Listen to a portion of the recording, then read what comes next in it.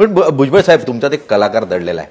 मुळात संगीताची उत्तम अशी आवड, चित्रकलेची उत्तम अशी आवड, जाण, आणि या सगळ्या परिस्थितीमध्ये राजकारणात आता वयवर्ष 77 झालेलं आहे.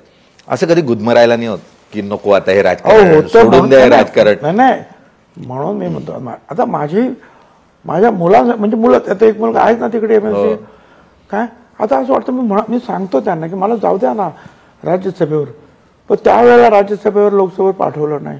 आता जेव्हा झालं तेव्हा म्हटलं जरा थोडासा आणखी मला वेळ द्या, मला नाही थांबायचं इथे, हो मला जायचं आहे तिकडे. पण मी आता लोकांना सोडून जाऊ शकत नाही ना वाऱ्यावर. ते शांत होत्या वातावरण, जाऊ ना आपण. पण कधी असं वाटलं की आता बस झालं राजकारण, आता मी या सगळ्या दबाड्यातून बाहेर पडतो?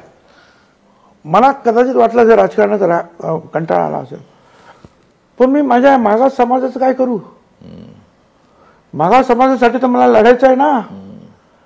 आणि मी राजकारणात आहे म्हणूनच जो सातत्यानं जे मागणी करून करून करून करून करून 35 वर्ष मागणी करतोय, जातगणना शेवटी मोदी साहेबांनी दिली ना. आज पाठिया कमिशन, त्यावेळेला आमचं आरक्षण वाचलं, पण ते कमी झालं होतं त्यांच्या ह्याच्यात. पण आता इथे राजकारणात असल्यामुळेच फडणवीस साहेबांना भेटून त्यांनी पण तिकडे सांगून म्हणजे सगळे समीर भुजबळ तिकडे 2 दिवस जाऊन बसले, इंदिरा जयसिंघाने पासून सगळ्यांना भेटले, तुषार मेहता भारताचे जे आहेत वकील त्यांना भेटले, आणि त्यांनी पुन्हा एकदा आरक्षण दिलं ना. आता मी जर राजकारणात नाही तर यांचं काय होणार? आणि हे काम मी सोडू शकत नाही.